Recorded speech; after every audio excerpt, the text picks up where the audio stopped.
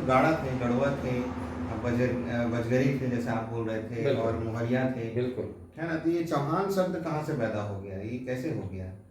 चौहान आपका क्या चौहान मानना है? हाँ, चौहान शब्द के बारे में मेरा एक विचार बनता है कि कोई ऑथेंटिक ऐसा कोई सोर्स नहीं है हम्म, रिलेट करने का, हम्म, चौहान से अपने आप को रिलेटेड करने का।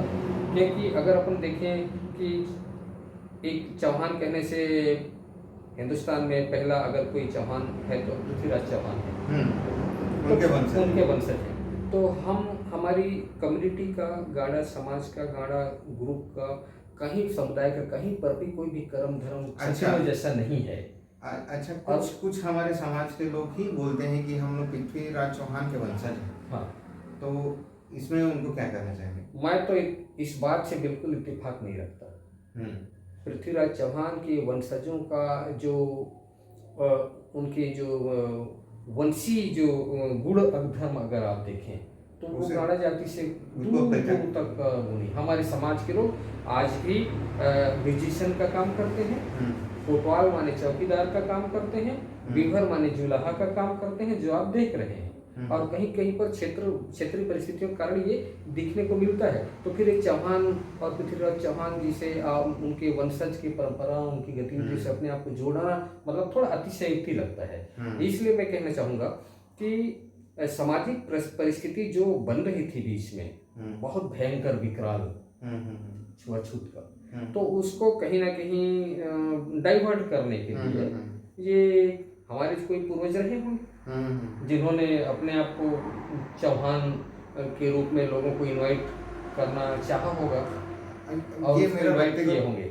व्यक्तिगत तौर पर मेरा मानना यह है कि उस समय ऐसा कुछ हो गया था कि ट्राइब्स लोग भी काम करना चाह रहे थे, समाज में काम करके पैसे कमाना चाह रहे, परंतु छुआछूत एक ऐसा मतलब सामाजिक कुरीति था जिसके कारण वो कहीं काम नहीं मिलता था, कहीं रहने को नहीं मिलता था, या कोई मिलता था तो साधन को ले लिया जाता था। तो एक व्यक्ति के अंदर डर रहता था कि अगर इसको पता चल जाए कि मैं ये हूँ तो शायद मेरे को जो सहायता मिल रही है वो ना मिले।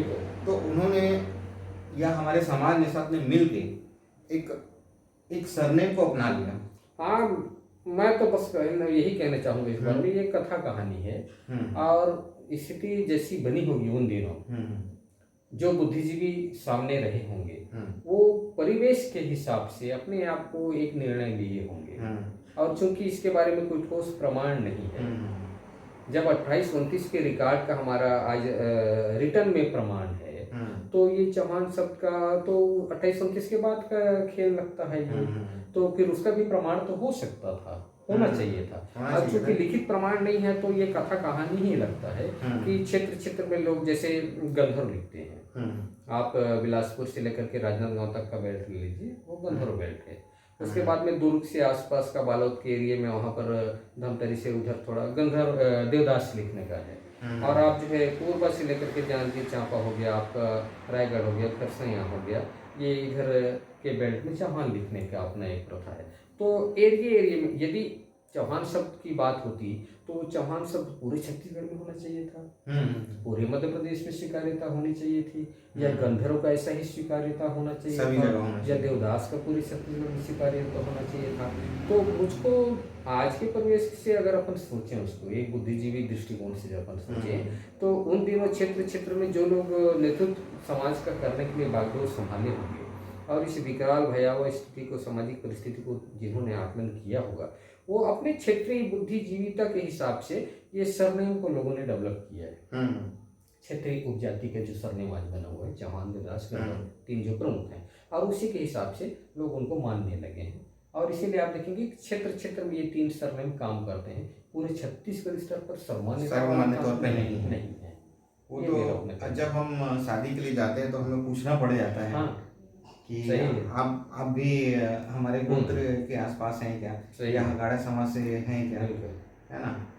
और इसमें एक चीज़ और है, जैसे कास्ट सर्टिफिकेट के लिए जो आपने प्रयास किया अपना, जो कॉलेज के टाइम की जो आप बता रहे थे, उसको एक छोटा सा विवरण अगर बताएंगे तो लोग जान पाएंगे कि कास्ट सर्टिफिकेट भी बनाना इतना आसान नहीं था। उस समय जो ST SC का जो संघर्ष हो रहा था उस समय